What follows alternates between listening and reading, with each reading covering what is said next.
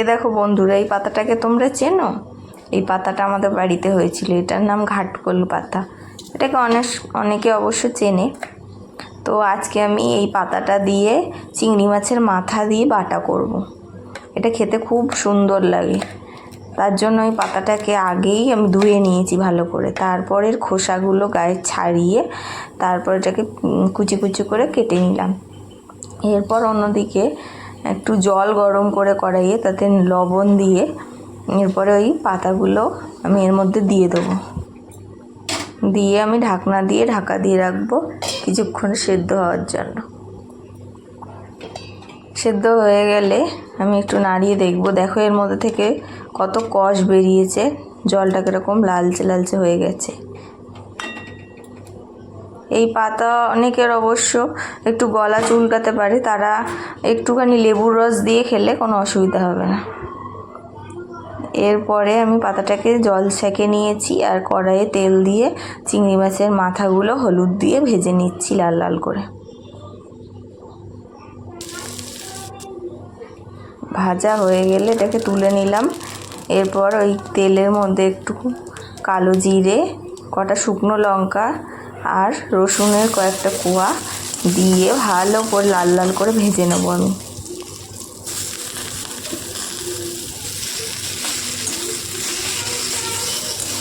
এই রান্নাটা বাটাটা এতই সুন্দর যে এটা দিয়েই শুধু ভাত খাওয়া যাবে। আজকে আমি দুটো রেসিপি তোমাদের করে দেখাবো।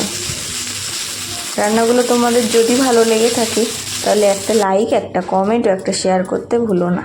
এরপরে ভাজা ভাজা করে ওগুলোকে শিলপাটায় নিয়েছি বাটার জন্য। ভালো করে ভেজে বাটতে হবে এটাকে। এটা তোমরা মিক্সিতেও বাটতে পারো। আমি যতটা সম্ভব বেটে নিচ্ছি। এটা মিহি করে বাটলে ভালো লাগে। এরপরে ওই মাথাগুলো যে ভাজা ছিল সেগুলোও একসাথে বেটে নিচ্ছি। বাটার পরে কিন্তু আর একবার তেলে এটাকে ভালো করে নেড়ে নিতে হবে লাল লাল করে। এই যে এটাকে ভালো করে তেলের মধ্যে নেড়ে নিচ্ছি ততক্ষণ না ছাড়া ছাড়া হয়ে আসছে কড়াই থেকে।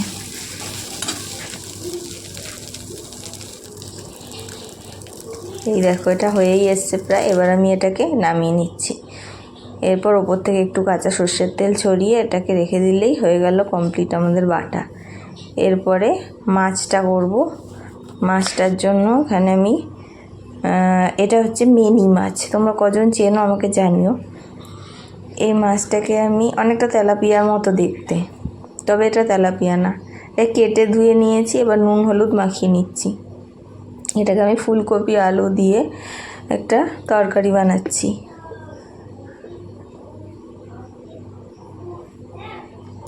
এটাকে নুন হলুদ মাখিয়ে নিচ্ছি। নিয়ে আমি মাছগুলোকে ভেজে নেব।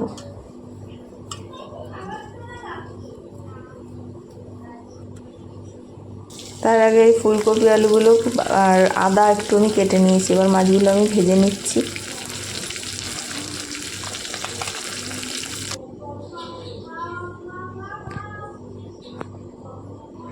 এপিট ওপিট করে মাছগুলো ভেজে নেব।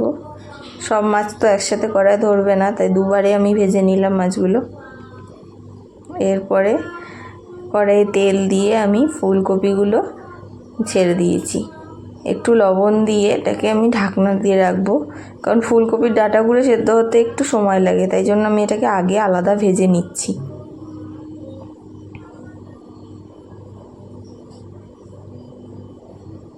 ফুলকপিটা ভাজা হয়ে গেলে আমি এটাকে তুলে নেব। এটা মোটামুটি ভাজা হয়েই এসছে, তো আমি এটাকে তুলে নিচ্ছি। নিয়ে আবার কড়াইয়ে তেল দেবো, দিয়ে গোটা জিরে ফোড়ন দিয়ে আমি আলুগুলো ভাজতে দেবো।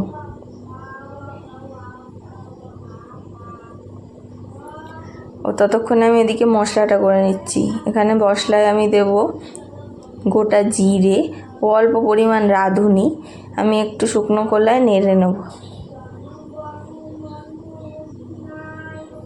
এটা একটু হালকা লালচে লালচে গন্ধ বেরিয়ে আসবে, তাহলেই বোঝা যাবে যে এই মশলাটা ভাজা ভাজা হয়ে এসছে। বেশি পোড়ানো যাবে না। এরপরে একটু আদা ও ওই ভাজা মশলাটা, আর আমি একটা কাঁচা লঙ্কা এখানে দিয়েছি। যেহেতু আমার বাচ্চারা ঝাল খেতে পারে না, তোমরা তোমাদের পছন্দ মতো ঝাল দিয়ে নিতে পারো। এরপরে আমি মশলাটাকে শিলেই বেটে নিচ্ছি।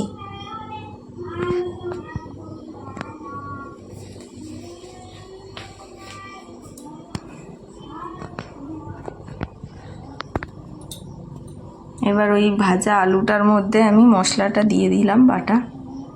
এরপর ভালো করে একটু নাড়িয়ে নেব।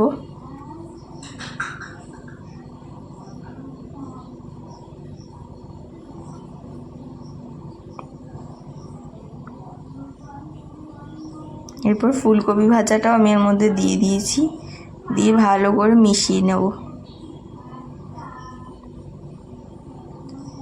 এরপরে মশলা বাটিতে যেটা ছিল সেই ধোয়া জল একটু দিয়ে দিলাম, মশলা ধোয়া জল, যাতে এটার মধ্যে একটু সিদ্ধ হয়ে যায়, কষে কষে তেলটাও ছেড়ে যায়। এরপর ঢাকনা চাপা দেব। চাপা খুলে আমি একটুখানি টমেটো কুচিও এর মধ্যে ছড়িয়ে দিয়েছি। এরপর আর একটু নেড়ে কষিয়ে নেব।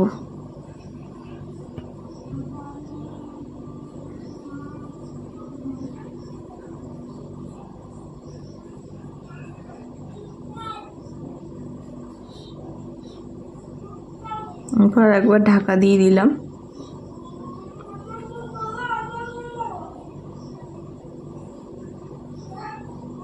ঢাকনা খুলে একটু নেড়ে দিচ্ছি।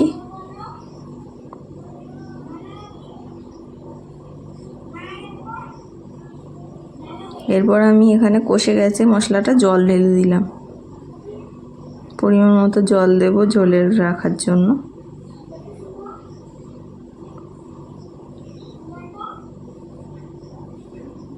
জলটা যেই ফুটে আসবে তখন ভাজা মাছগুলো আমি এখানে ছেড়ে দেবো।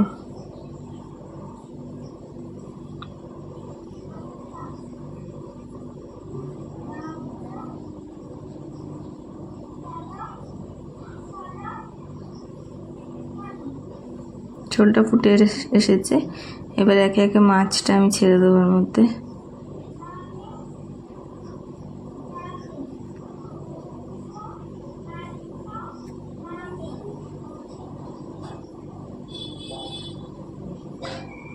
মাছটা দিয়ে একটু ঢাকা দিয়ে রাখবো সিমে করে। এরপর ঢাকনা খুলে আমি একটু নেড়ে দেবো ঝোলটা। আস্তে করে নাড়তে হবে যাতে মাছগুলো ভেঙে না যায়। এই মাছ একটু নরম হয়, খুব শক্ত হয় না।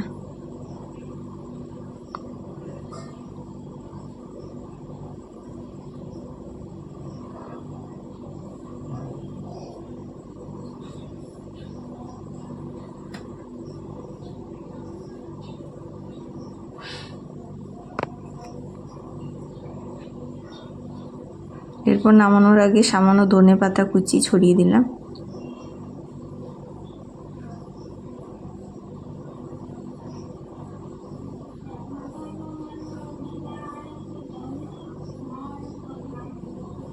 এরপর ভালো করে মাছের ঝোলটা ফুটিয়ে আমরা নামিয়ে নেব। কেমন লাগলো এই রেসিপিটা তোমরা জানিও। আজকের মতো এখানেই বাই, টাটা।